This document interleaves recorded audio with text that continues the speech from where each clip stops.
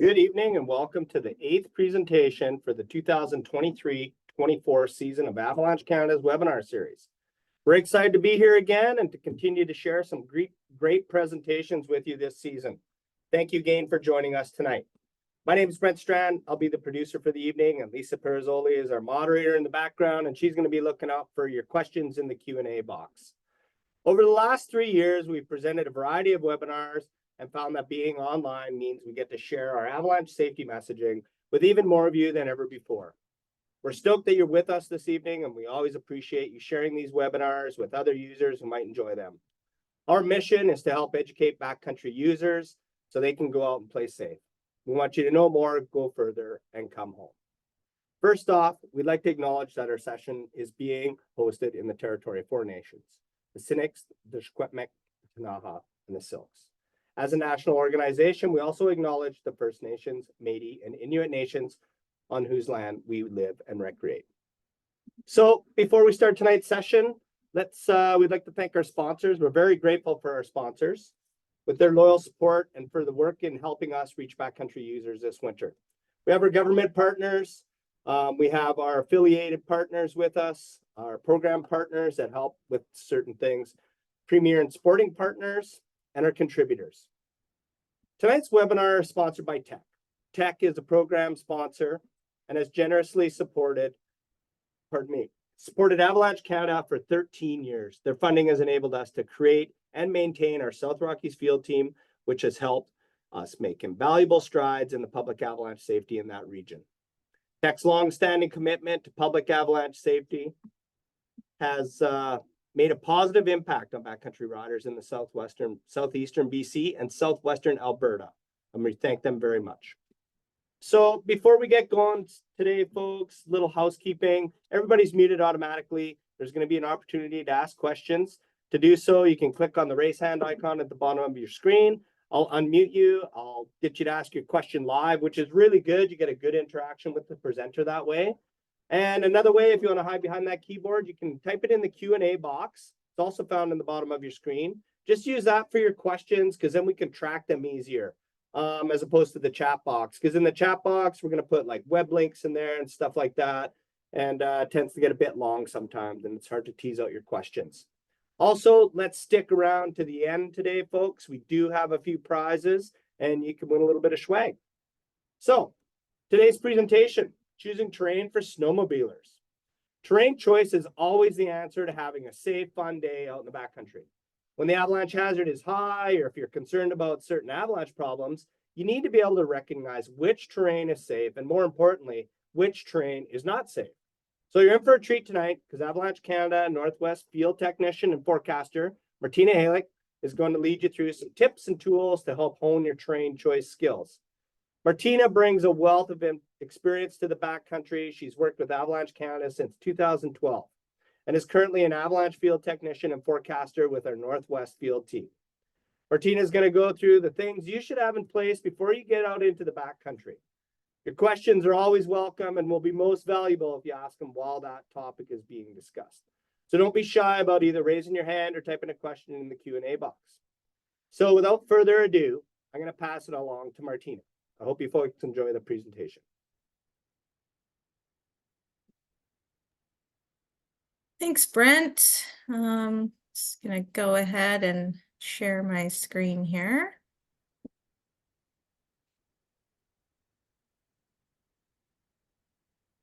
Okay.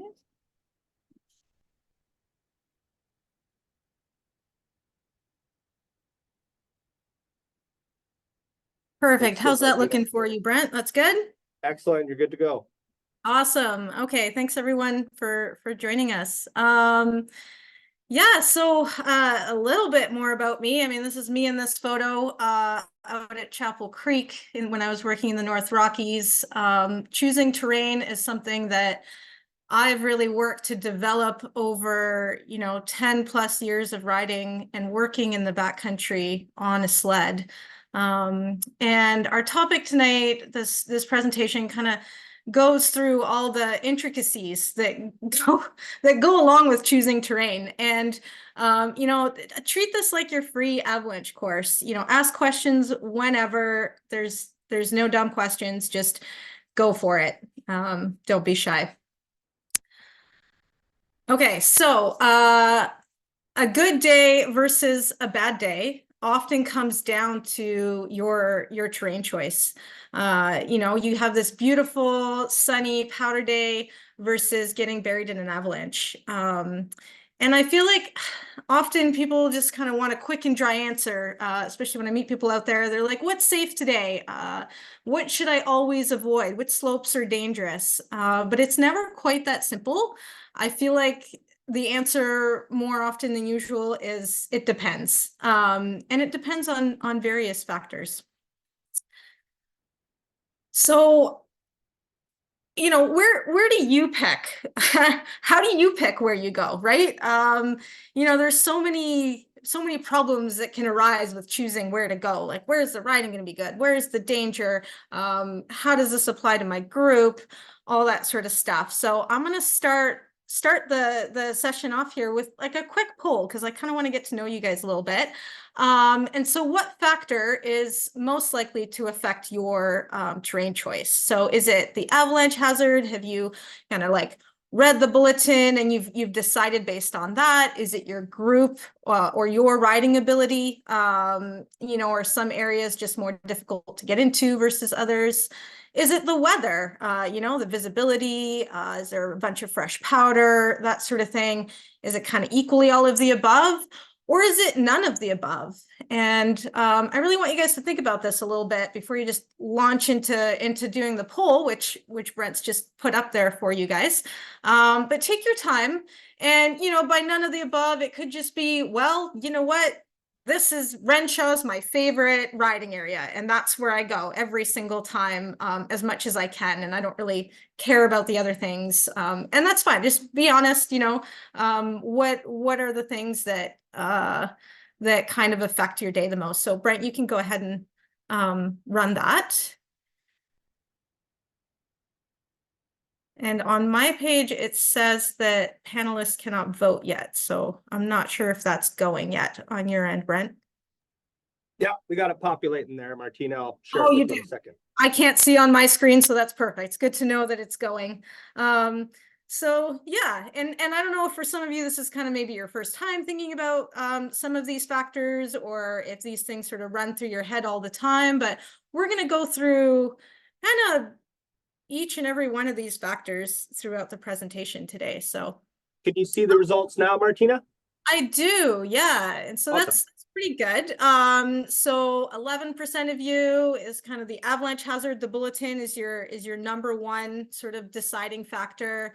For a similar amount, it's your group's riding ability. And that's super fair, right? Like, it's, can you get into an area? Do you just have to stick with a beginner area, or do you know, you're all great riders and you want to push hard? Weather and snowpack factors, or equally. And interesting, none of you said none of the above. If any of you thought of some things that are also, that weren't necessarily part of that list, but are a big factor, like, well, I don't know, this area is just closest to me or something, you can go ahead and throw those in the chat box if you want to talk about. We can mention those. So go ahead and do that. And moving on here. It's not letting me click through. Let me try this way. There we go. So for those of you that have done an AST course before, this might look familiar, but this is the avalanche triangle. And in order to get an avalanche, these are our contributing factors. So 1 second, I'm just going to get my arrow showing here. Visible, there we go. So hopefully you guys can see my arrow now. So in order to create an avalanche, we need all of these factors, right? We need a weak snowpack. We need a weak layer within the snow. We need the right weather to create that weak snowpack. We need terrain that is steep enough to slide.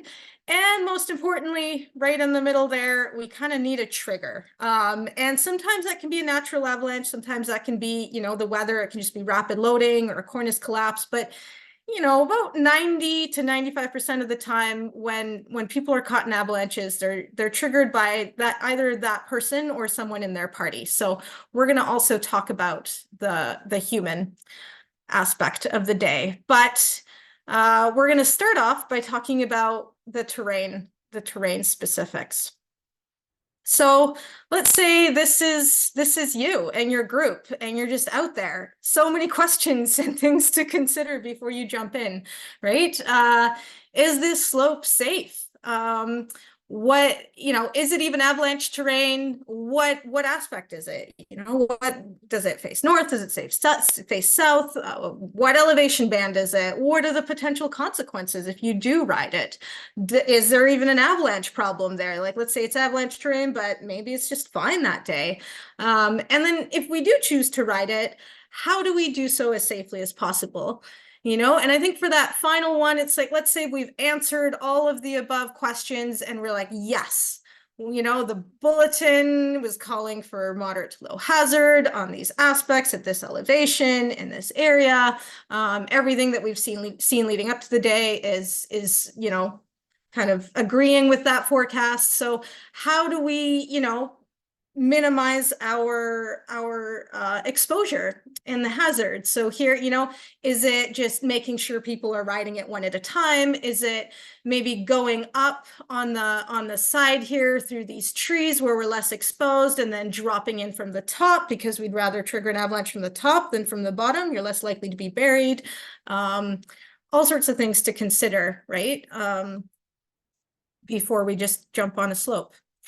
So I'm going to break down some of those questions a little bit more. So when the bulletin is talking about your aspect, we mean sort of which way does the slope face? Because it's a big difference between south facing versus north facing versus west facing.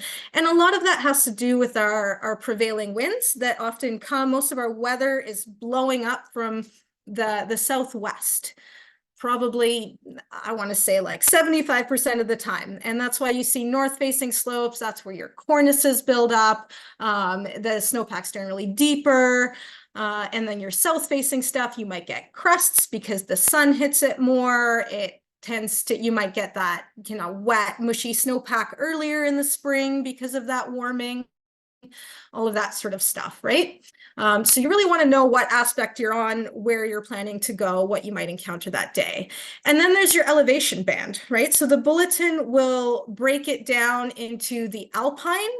So hopefully you guys can see my mouse here, but basically your alpine is your big, wide open, above tree line terrain. And sometimes you can have alpine features that, reach quite a way down. So, this feature over here, like, even though it might be kind of the tree line is up here, you could still think of this as sort of an alpine feature. And then you have this like sparse band of trees that is sort of along this elevation band here. We call this tree line. And it's sometimes a little bit hard to define. And I think, it's just kind of a transitional zone. Think about it as a transition between alpine and below tree line terrain. And in each of these zones, the snowpack gets affected a bit differently. So the alpine really gets hit with that high weather. You get stronger winds. It's all big and open. Once you start to have trees, you start to have a bit more sheltered terrain. It's blocking the wind. It might be shading the snow. It's sort of that transitional sort of snowpack. And then once you're down deep into the trees in the below tree line terrain, it might be densely enough treed that you're not even in avalanche terrain. Avalanches can't happen there. And you're really looking at like gullies, those sorts of things that are really kind of lower elevation. So that's also good to know where you're planning to go throughout the day and what you're going to expect traveling through those zones. Slope angle. And it's always good to have some good way to measure this while you're out there, whether it's an inclinometer like the one in the photo, or you can do it with a compass. You can measure the angle with a compass, or my favorite is just, there's lots of different apps. There's free apps. Most of us probably have our smartphones in the backcountry with us anyway. So just download a free app and figure out how steep you're riding. So Avalanches most often occur on slopes between 35 and 48 degrees, with really the magical number actually being about 38 degrees. Most avalanches occur on slopes that are 38 degrees. So below 30, gravity often doesn't have enough effect to really, create avalanches. And above 45, the snow will usually just naturally slough down before it can really form these big dangerous slabs. Now, there are exceptions to those rules. So it's important to add that sometimes you can trigger avalanches from the flats when you're worried about things like remotely triggering avalanches. So that can happen when you when the weak layer is connected across a really large piece of terrain, something like maybe a persistent weak layer. And then you can, if you picture it like dominoes on a slope, those dominoes extend down the slope and into the flats, and you can collapse that weak layer in the flats and it'll travel, dominoes will collapse all the way up the hill, trigger that avalanche, and it'll then come down onto you. So it's more of a rarer phenomenon, but parts of BC and the Rockies, Purcells, those are super common for a lot of the year to see those types of avalanche problems. So yeah, and then, areas that are steeper than 45 degrees, I mean, you still got to watch out for those cornices, steep head walls, things kind of coming down on you. So yeah. Talking a little bit about terrain traps. So terrain traps are anything that increase your risk if an avalanche pushes you into them. So this can be like a crevasse or something like that if you're on a glacier. So to be really aware of what's kind of below you. If you're playing around and there's a bunch of open crevasses below you, it can be gullies, so you can be more deeply buried. Open water, if you get pushed into that, or creeks, that sort of thing, trees, anything that you can hit along the way. Basically, anywhere where you're kind of worried, like even a small avalanche can have a really big effect, potentially kill or seriously injure you if you have, a bad enough terrain trap, right? So something to consider when you're choosing things on more of like a macro scale. And really, yeah, a reminder to just take extra care if you're entering a terrain trap. In this photo, it's a pretty sizable avalanche, but it's not that big. But the consequences of getting pushed into a gully like that, you could be buried, several meters deep, and it would be really difficult. It'd take a long time to dig you out. So something to think of. Okay.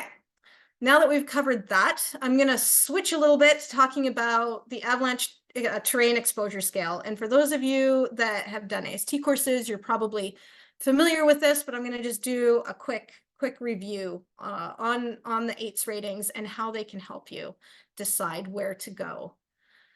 So we're going to start with complex terrain. We're going to start with the worst thing right off the bat. Worst, but also can be the most fun.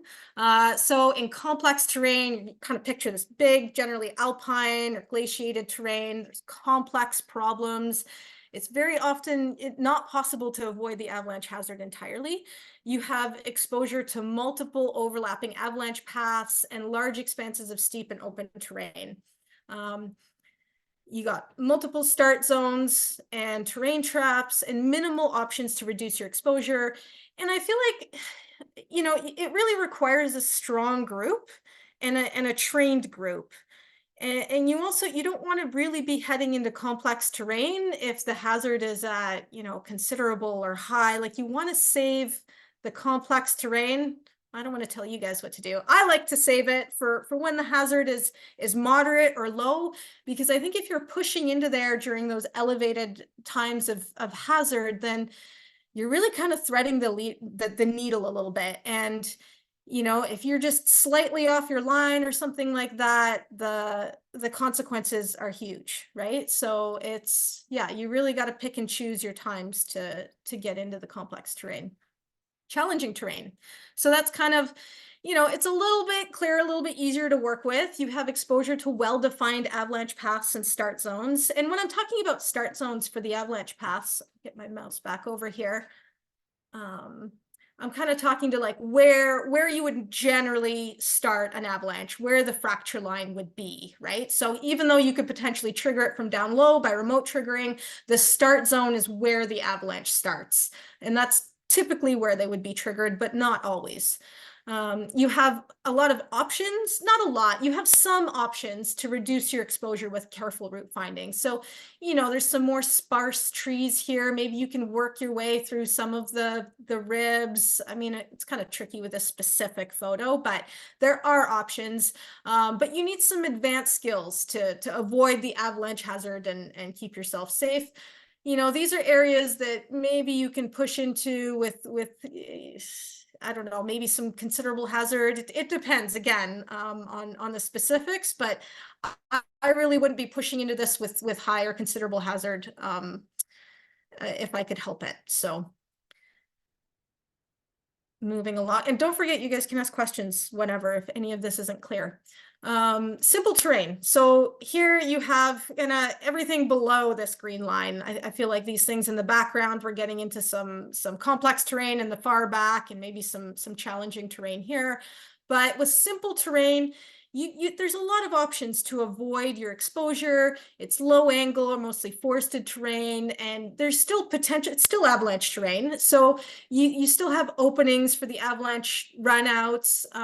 It's kind of infrequent avalanches, but with some specific problems, like you could still get into trouble here. It's just smaller pockets, those sorts of things. But this is where you go if the hazard is kind of more challenging, not so challenging that you still want to be out, but you just want to like pull back a little bit, keep it simple. You want to stick to simple terrain. And then we just have our non-avalanche terrain. And I think it's important to remember that, I don't know, at least me, like I feel like I can have a lot of fun in non-avalanche terrain, especially on those big powder days.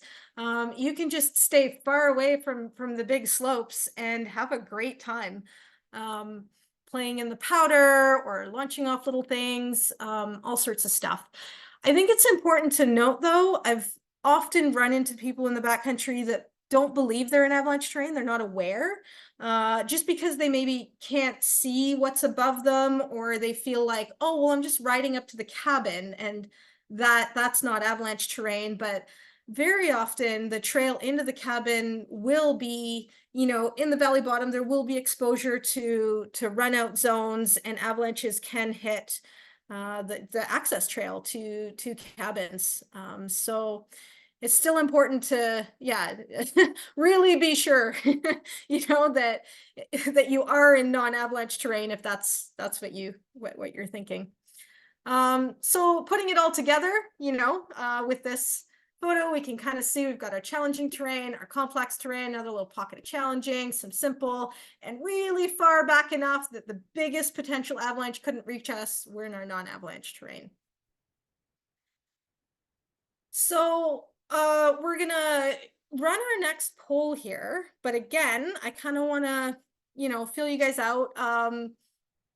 On like give me your honest answer, but where do you feel like you most regularly ride? If like a couple times you've been in complex terrain, like don't put that as your most regular answer, but where do you feel like when you picture 50 to 80% of the time, like where are you riding? Are you in simple terrain, challenging terrain, complex, non-avalanche, or all of the above? Maybe you just regularly go and ride places that include all of that type of terrain. And there is no wrong answer. I feel like for myself, my answer is probably all of the above. I kind of like to mix it up, but for me, it sort of depends on a lot of different factors. But yeah, I'm just curious for you guys how you guys normally operate in your day-to-day.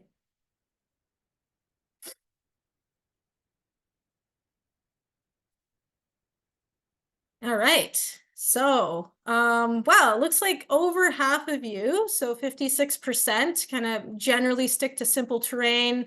A lot of you ride challenging terrain most of the time.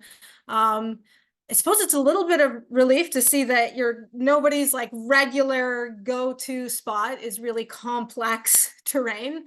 And then a small part of you mostly ride non-avalanche terrain, and then all of the above. So yeah, I guess, like, again, there's no right or wrong answer. I think, if it depends on your training level and what your avalanche problems are, all of that sort of stuff. I feel like if you're always stuck in non-avalanche terrain, and you feel like you're afraid to go out, there are ways to get, more information, to go further and explore all those areas. Like, I'm a huge fan of complex terrain. Like, those places are amazing. It's amazing to get up to those wild and remote mountaintops.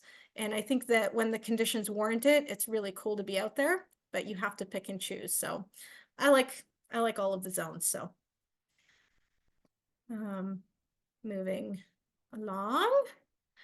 So now that we've kind of talked about all the different AITS ratings, I just want to do a quick thing about using the trip planner tool, because that's what it's for. I mean, you can plan your day before you head out, especially for a riding area that you might not have been to before. If you want to know what you're getting yourself into, you can see here, like, all of the sort of darker shading, the black, that's complex terrain. These red lines are all just well-known, well-marked avalanche paths. You've got your line going in, your simple terrain. And if you know that it's kind of going to be tricky avalanche conditions and you don't know your group that well or something like that, maybe you don't choose an area to ride that's got a lot of complex terrain. You might want to choose an area that has a lot of green, a lot of simple or non-avalanche terrain to play in.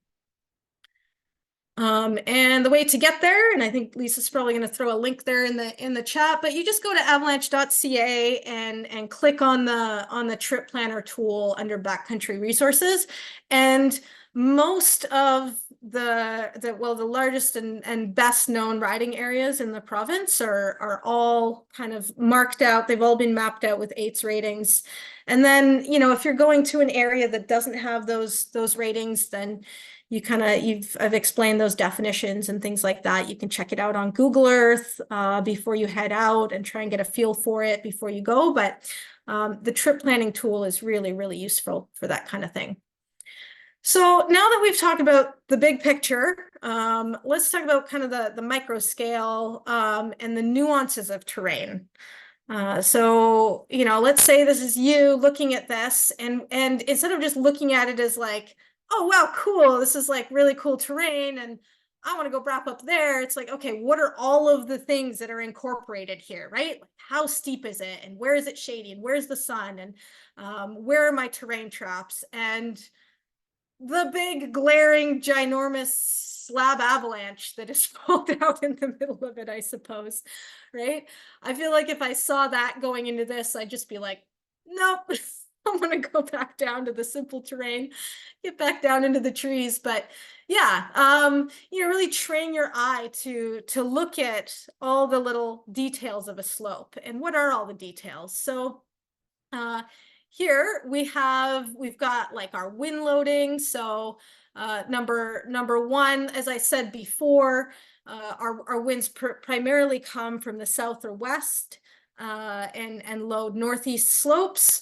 But sometimes we do get what's called like reverse loading and atypical wind loading patterns where that can switch around.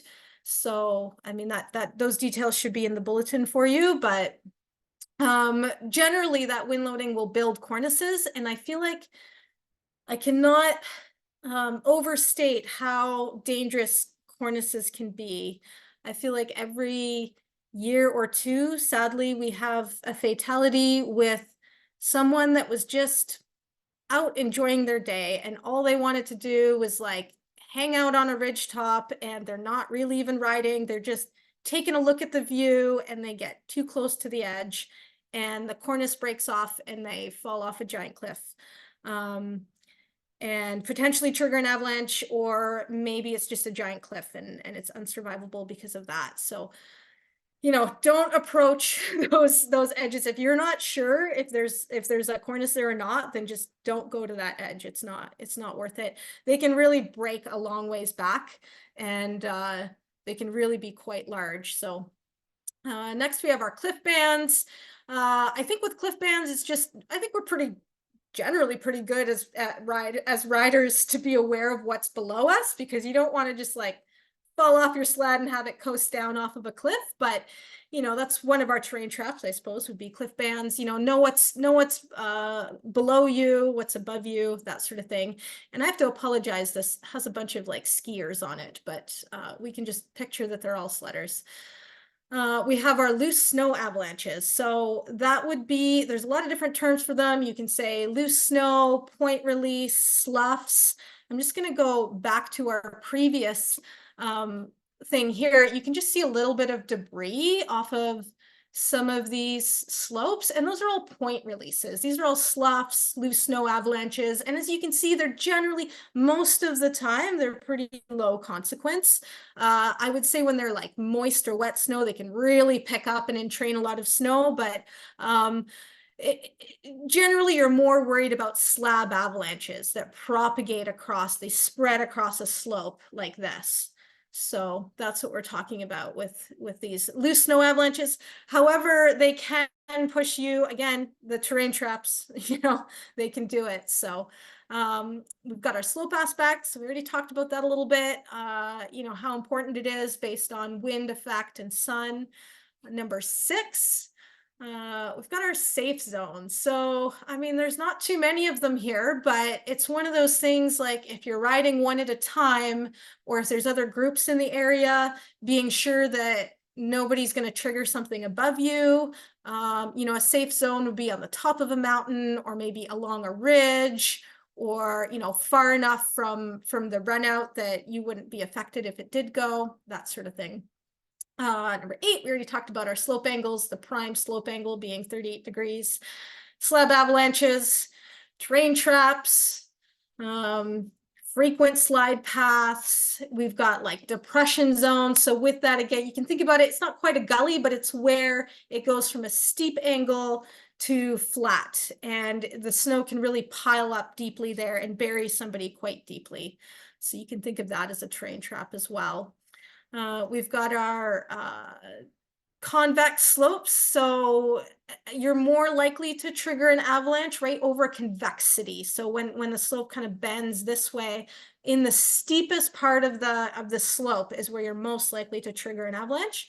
And when it's convex like this, it's a little bit more supported. It kind of like holds the snow in a little bit more. It's not that you can't get an avalanche there, but you're just less likely to. And then last of all, we have our established tracks. And the nice thing about established tracks is you're generally less likely to remote trigger something because there's already so many people ahead of you. You know that there's no weak layer to collapse right on that track. But sometimes I feel like we can get lured into places with a sense of security just because there's like a track there. And similar to, oh, I'm not an avalanche terrain because I'm heading to the cabin, but even if you're on a groomed track, you can still be an avalanche terrain, right? You can still get caught in an avalanche. So factors that increase your risk, things like gullies, trees, cliffs, areas of open water, complex terrain, all of these sorts of things can increase your risk. And then there's the things that can decrease your risk. So we look at complex terrain here, but if I have to move through this, if I'm on top of this ridge, this nice open ridge, and there's no cornices that I'm worried about, there's definitely decreased risk. Like I'm pretty safe along this ridge, right? I'm safer in simple terrain. I don't see a lot of it in this photo. Maybe way in the flats of glaciers, tucked away in the corner here. You want lower angle slopes, so things that are 30 degrees or less than 35 degrees, you're decreasing your risk. Areas with less start zones, nice, smooth, wide open runouts that don't have crevasses, don't have terrain traps, that sort of thing. So this is when, you start thinking like, okay, I've decided that I'm going to ride in my complex or challenging terrain. I'm going to do it. How can I do it and decrease my risk as much as possible? How do I start on the safest slopes and then work my way up if I gain confidence in the snowpack to more high risk stuff. So back to our avalanche triangle. On to the next thing. I'm going to talk about the human, the people. So group considerations. I think it's really important to think about how many people you have, what type of avalanche training they have, what is their riding ability, and potential human factors. So we're going to break all these things down a little bit. So why does group size matter? So groups of 4 or more tend to get caught in more human factors, heuristic traps than groups of 2 or 3. So every time you add a person, you're adding more hazard just because of all of the things they might be susceptible to, right?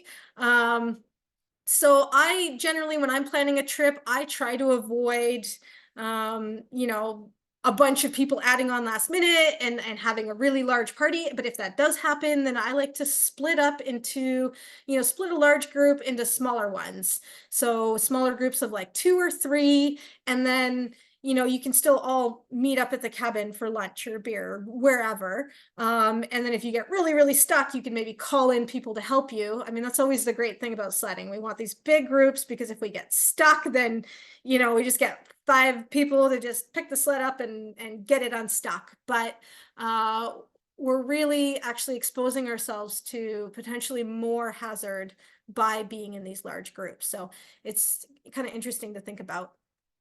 And another way to look at it is if you've ever played Minesweeper, but triggering an avalanche depends on finding like a specific sweet spot in the snowpack that is weak enough to cause a failure.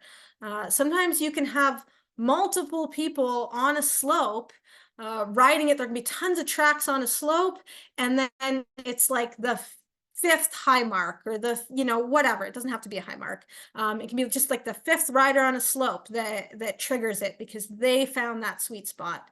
You know, they just dug in enough to trigger that domino effect or whatever it is. So this is another reason why multiple people on a slope at once is a bad idea, because each additional rider is adding opportunities for finding those triggers, right? So if you are in a large group, then really trying to manage that so that only one person at a time is on the slope. And that can also be difficult if you're in a really busy riding area. You know, some of those areas that get hundreds of people in a day, and you might feel pretty safe passing under a slope, or maybe, I don't know, I call it low marking. I'll be like, oh, no, the start zone's way up there. I'm not worried about remote triggering. So I'm going to play on the bottom part of this slope, but then suddenly someone pops in above and now, you know, you're stuck in the middle of it and they can potentially trigger it down on you. So really thinking about other people on the slope and remembering this like Minesweeper game. Riding ability. I feel like this really is something that I think about before I go out. And one of the things is, can my partner make it to where I am to rescue me? Because if they're not a very good rider and I had to wrap up some kind of challenging terrain to get up there, and now I've triggered an avalanche, or maybe I'm just injured or just really stuck, and they can't make it up, or maybe they get themselves stuck or into some potential extra hazard because they can't make it up there. So just because you can make it up there might not mean that it's a good idea. Yeah, and also, is it just going to be a fun day for them? Are they just going to hate life because they're going to be stuck all day? Or am I going to hate life because I'm stuck all day trying to follow people that are, you know, better riders than me? So yeah. The next thing is, you know, does your group have avalanche training, and what is the level? You know, are they AST 1? Are they AST 2? And I feel like a really prevalent myth around sledding is that if you've been riding a lot of years, then you have avalanche knowledge. And this is one of those things that in very specific cases might be true, but most of the time I find it's not. Again, because of that minesweeper thing. Like, just because you rode a slope and it didn't slide doesn't mean that it was a good idea to be on it. You know, you might have been like 2 feet away from triggering a massive avalanche and burying your entire group. You don't necessarily even know that you're making a bad decision. This is what makes avalanche decision making so difficult. Is it's what's called a wicked learning environment. You don't get good feedback on whether you've made a good decision or not. It's like if you're a carpenter and you cut a board the wrong length, it's really obvious and you have immediate feedback that that was the wrong thing to do, and next time you're going to cut it correctly. But you could spend years making poor decisions in avalanche terrain and just kind of get away with it, and rely on luck to get you through and feel like you're learning things along the way when you're not. So I really encourage people to, get that avalanche training, get the AST1 and then get the AST2. And I just wouldn't trust people that say, oh, well, I've been riding this area for 20 years and I just know when the slopes go, but they don't. They haven't been out there every single moment of those 20 years.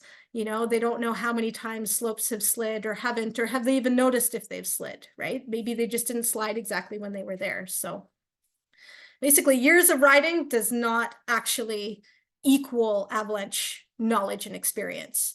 So really knowing, like, does your knowledge match the terrain that you're in, right?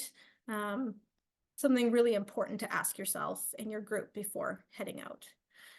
So now I'm going to talk about human factors, and I'm surprised we haven't had any questions yet about anything. I'm either just explaining it really, really well, or people are asleep, or I don't know. We'll see, but feel free to pop some questions in there for me.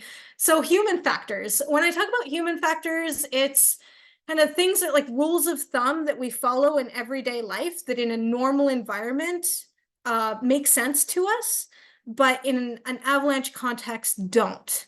So things like familiarity, right? So an example of this would be, oh, I've sledded on this slope 50 times and it's never avalanched, and so it's safe.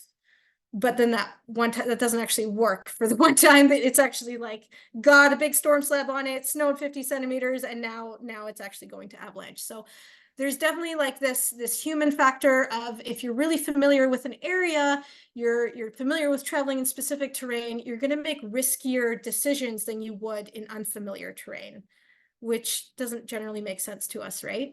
Generally, if we're familiar with something, we feel more confident, and that's actually the problem with that.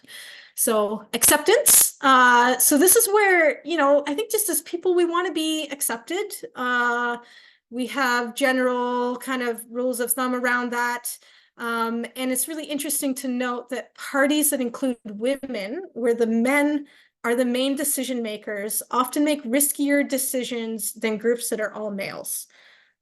Which is kind of interesting that it comes to I think a subconscious want to show off to a certain extent. I think that's kind of maybe ingrained in us too. I don't know. I don't want to generalize why, but when they, did these studies of avalanches, they took hundreds of incidents and they picked them apart for what human factors kind of played into it, and generally found that when women were a part of that group and they weren't the main decision makers, then riskier decisions were made. So there's also consistency.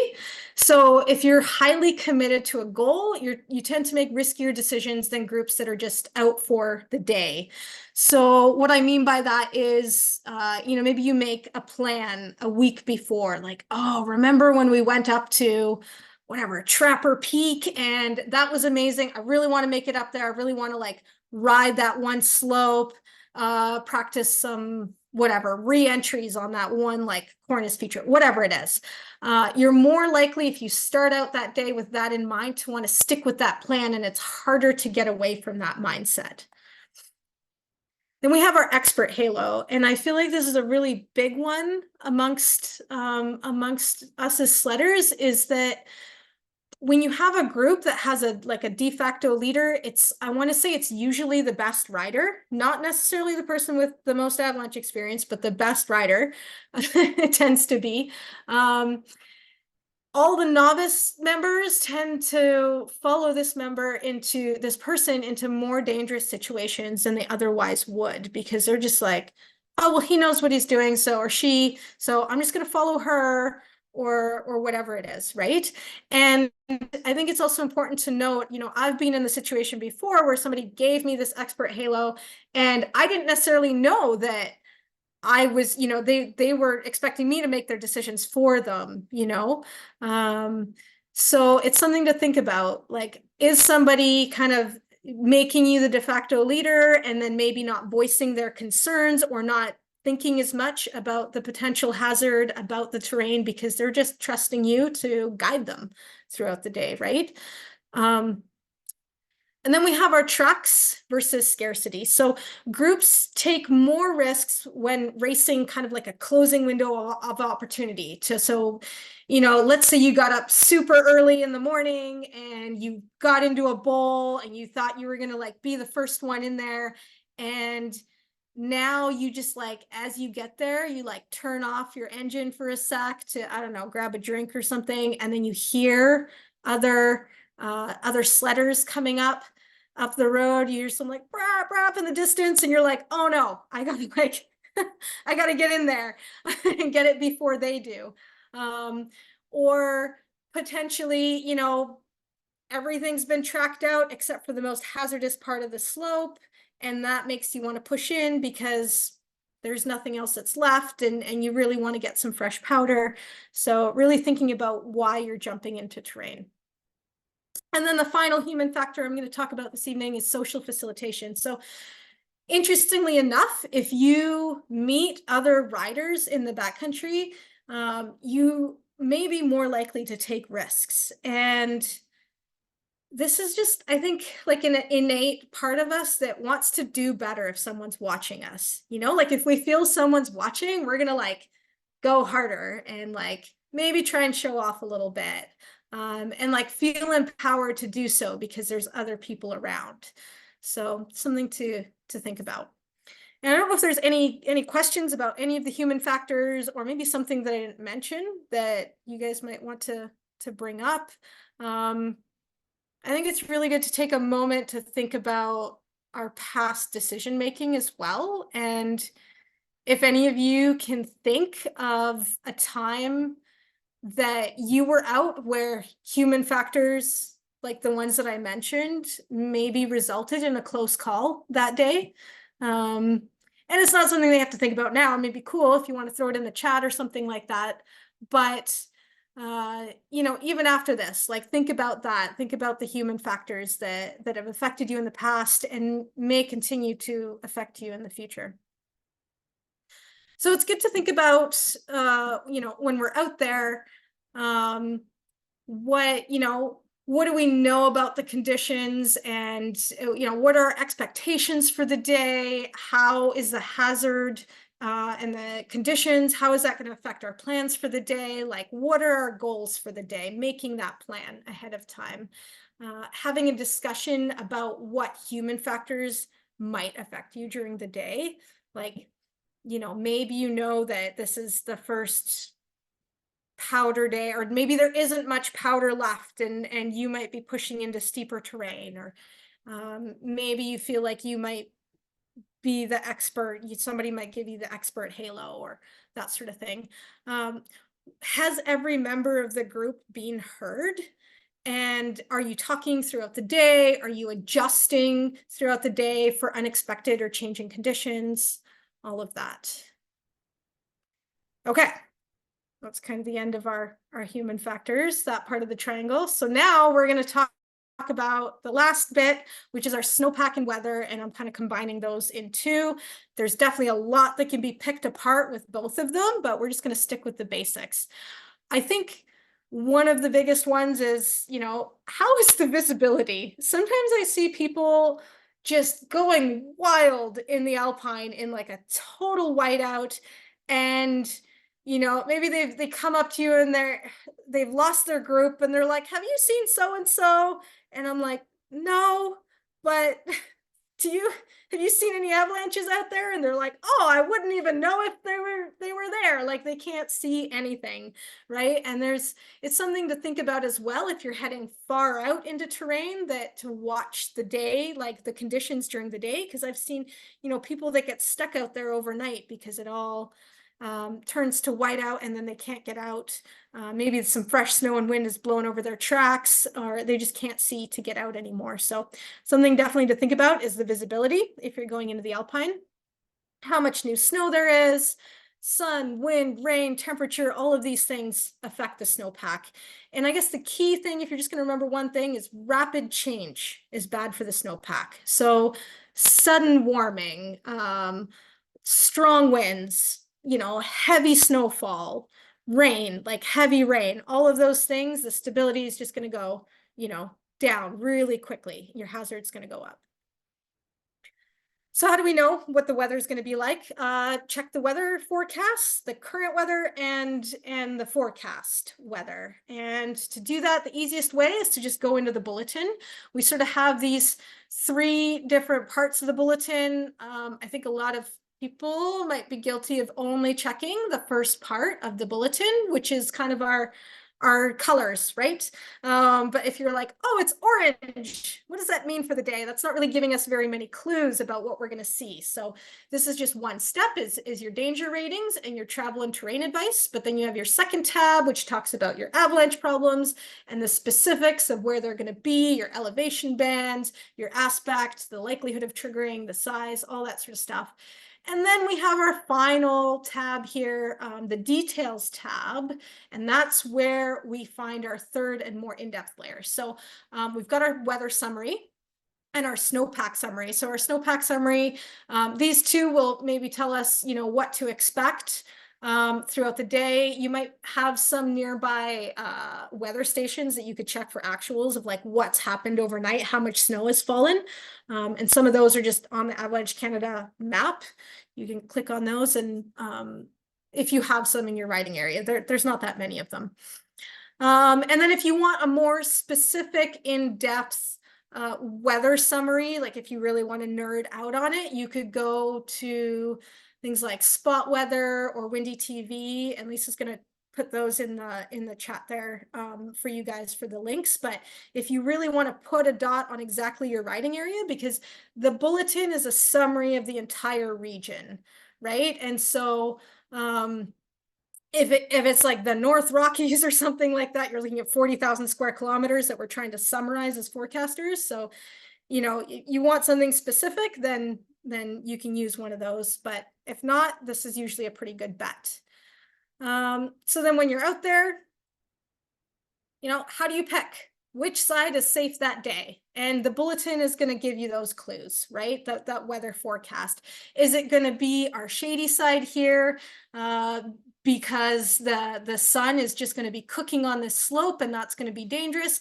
Or is it going to be our shady side, our wind-loaded side? You can see the cornice up here. So this is probably north facing.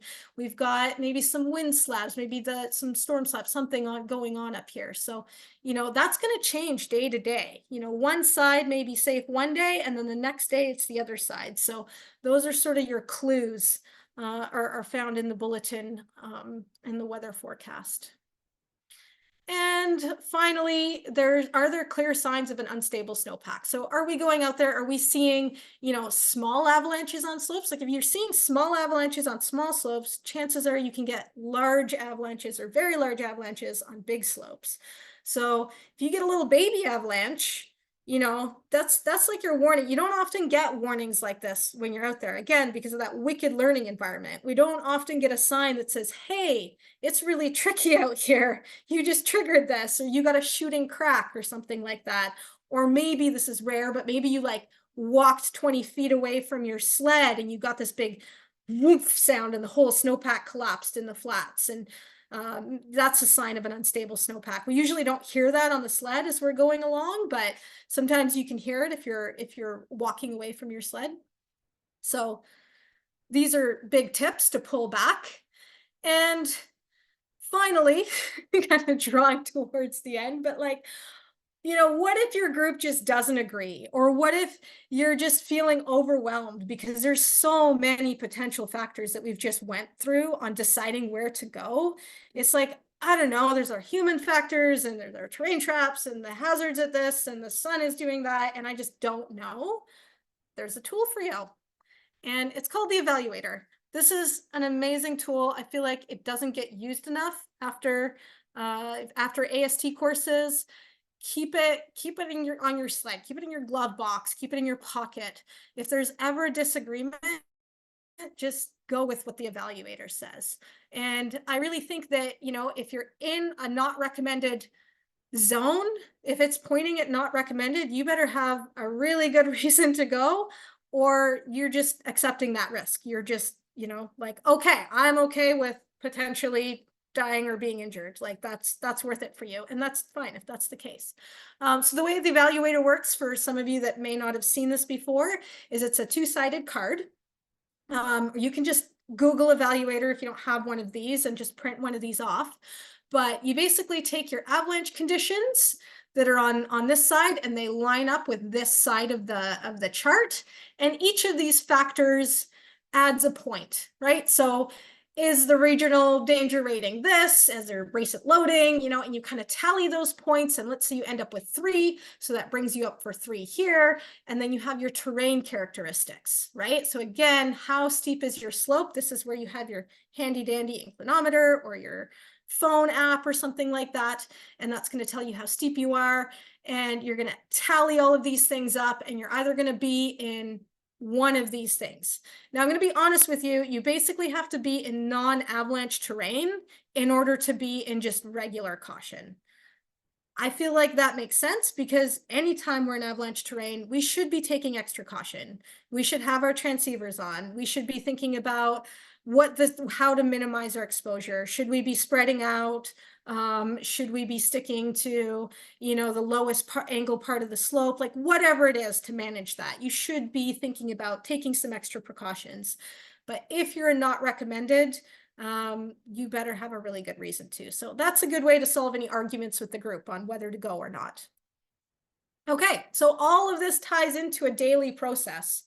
It starts back at the house when you're planning. Get that forecast, figure that out, use the trip planning tool to match the terrain to the expected conditions, get your gear, obviously, make sure that's all good. When you're out there, check that conditions aren't worse than expected. Maybe the forecast was calling for 5 centimeters of snow, but you got 30. Use those good travel habits, evaluate those slopes as you go on that micro level. Are there terrain traps? What are the consequences of going? How can I make this as safe as possible? And then just reflect on your day. What were the good parts of the day? Where were you most at risk? What would you do differently next time? And ask everybody in your group too.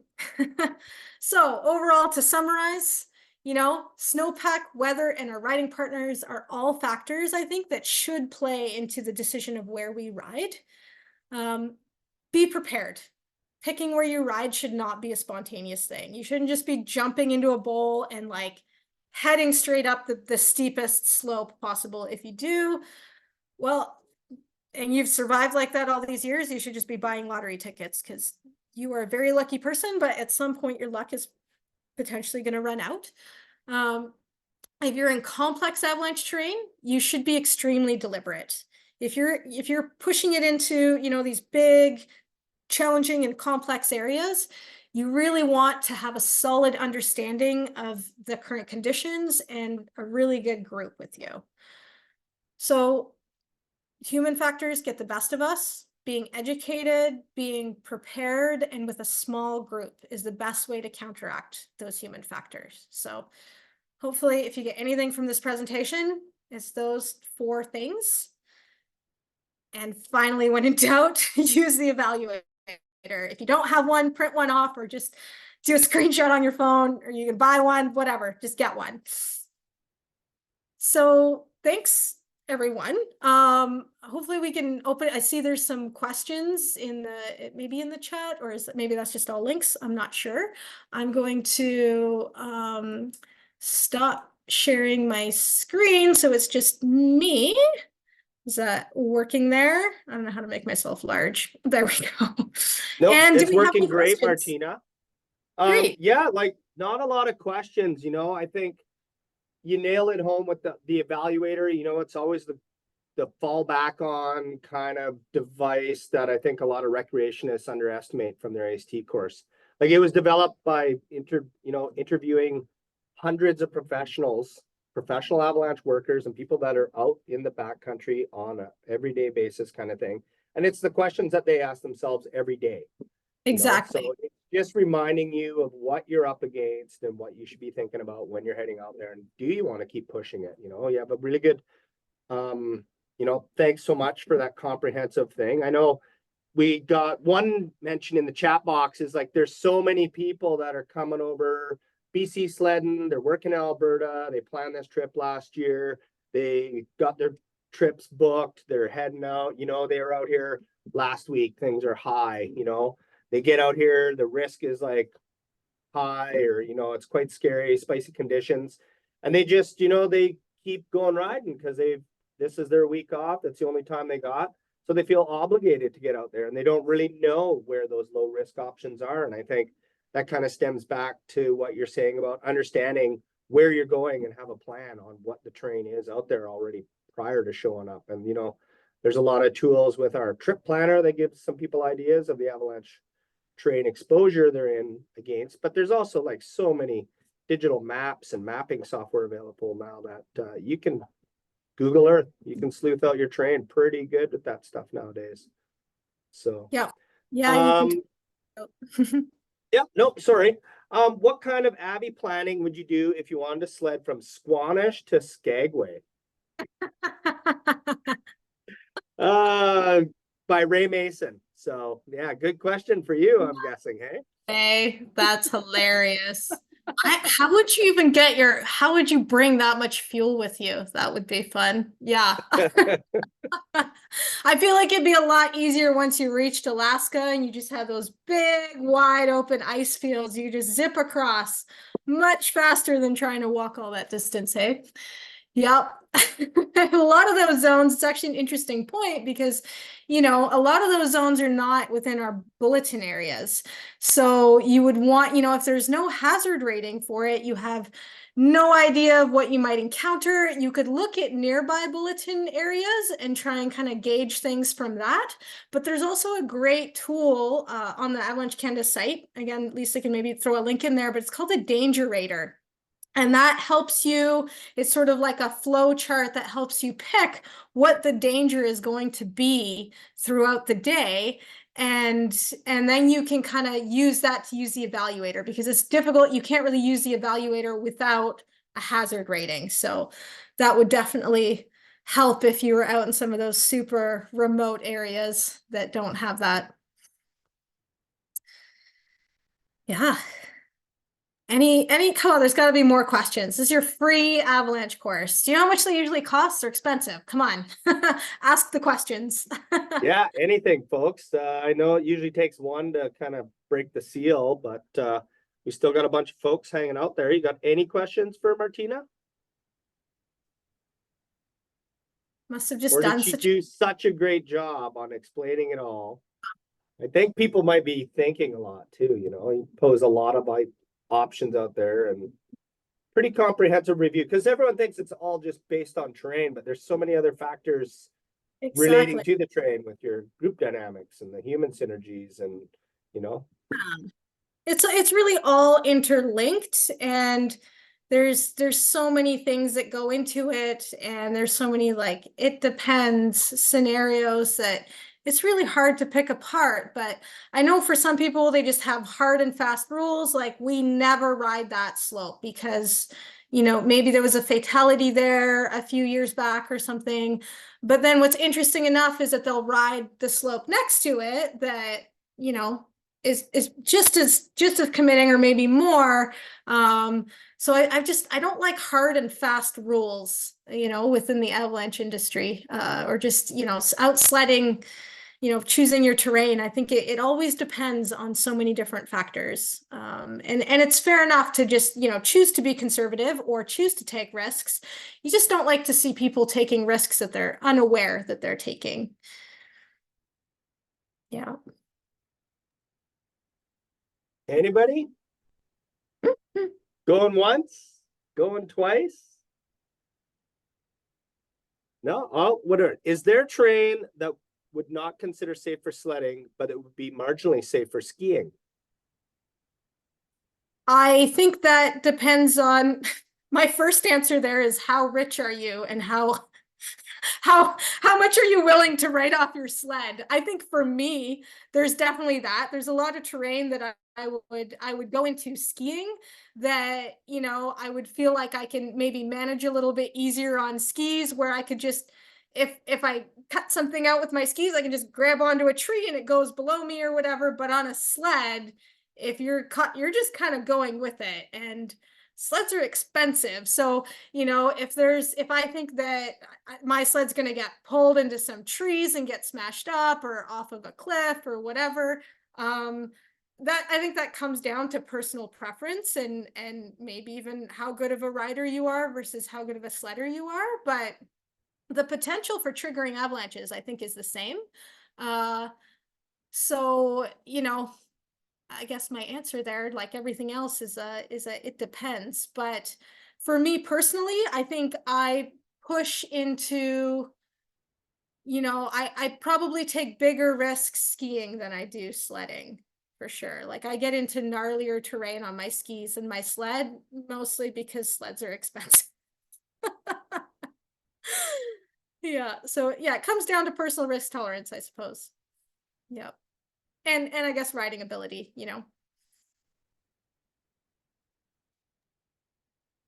Excellent.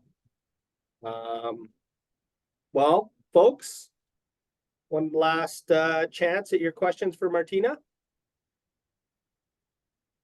Don't forget to stick around. We got a couple prizes to give away here. Well, thank you very much, Martina.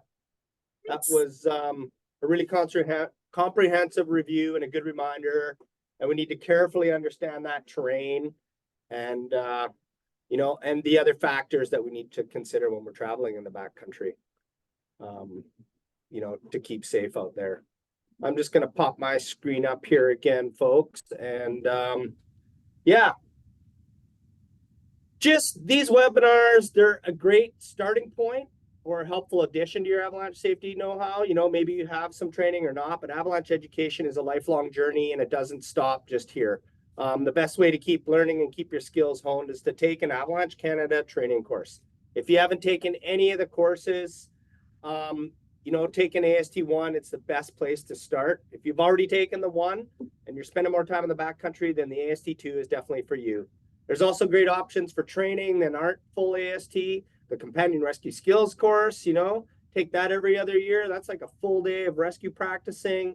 There's the, after your AST, another helpful one is managing avalanche terrain to keep your travel skills up in tune. And you can take these courses as many times as you like to keep yourself sharp. And I find when you take these courses, if you take them from a different instructor or in a different region, you're totally going to get something else out of it again. One question that's popping in while I'm talking here, Martina, what would you find more concerning, unforecasted high wind or high temps?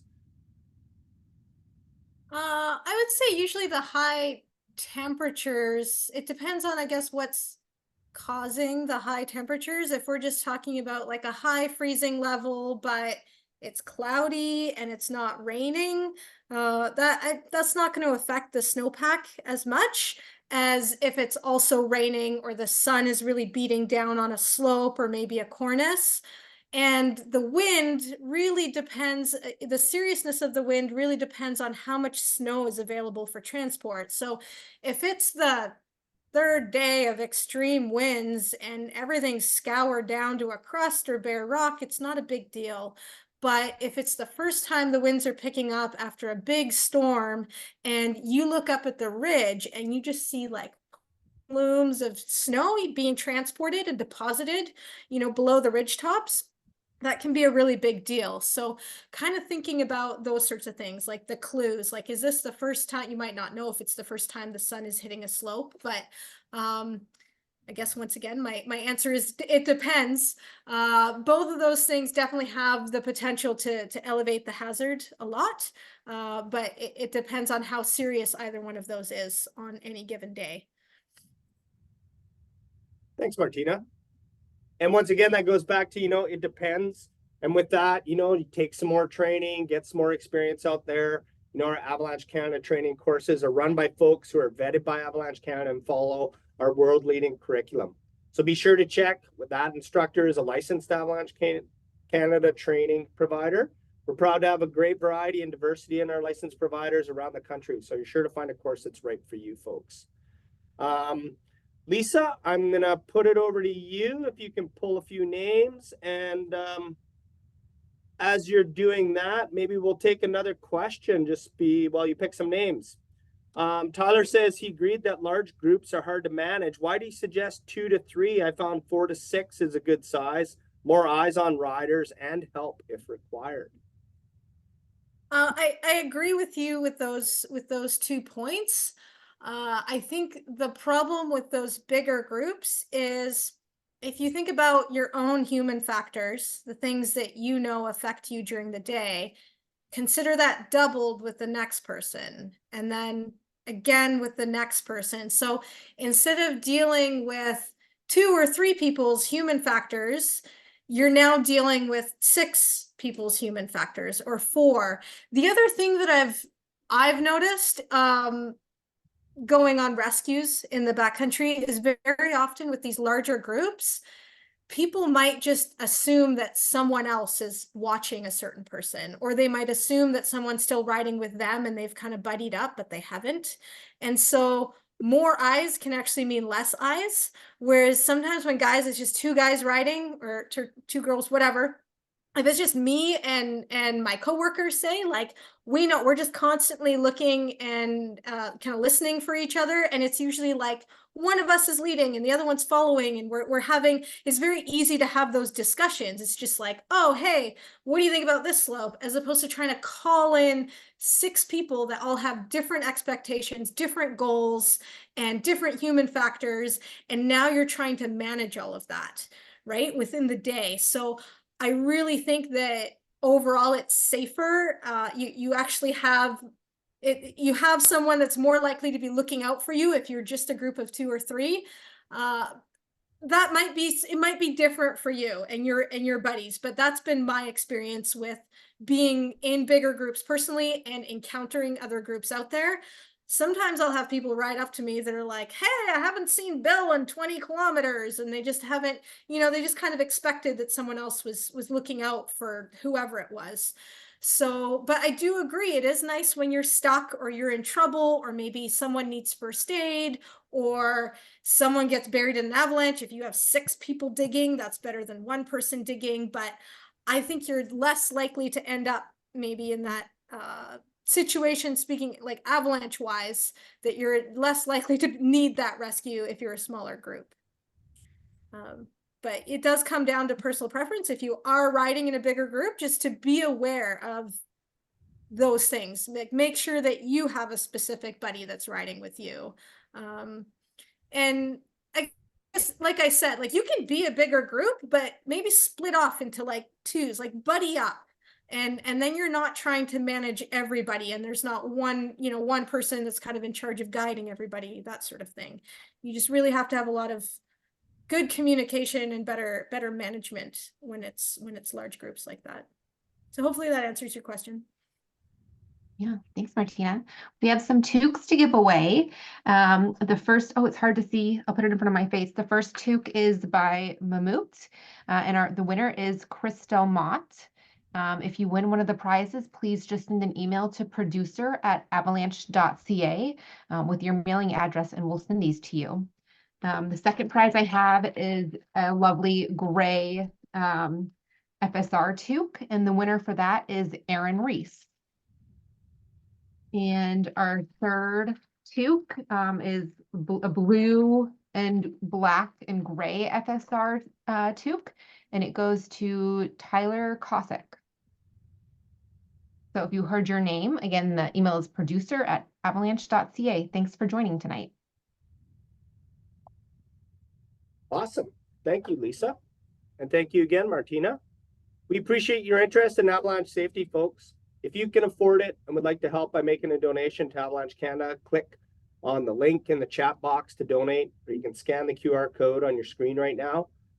You can support essential programs here at Avalanche Canada by donating as little as $10. Our next webinar, February 14th, Navigation 101, using digital tools. You know, it's going to be a good one. We got two professionals out there, Marshall Dempster and Lisa Larson, who are going to present on various digital tools and how to effectively use them for both trip planning and when you're making route choices and decisions out there in the field. Pre-registration is required. And thanks to everyone for coming out and showing an interest in avalanche safety tonight. We hope you enjoy your winter in the backcountry. Stay safe from avalanches, and we hope you have yourself a good night. Thank you so much for coming out.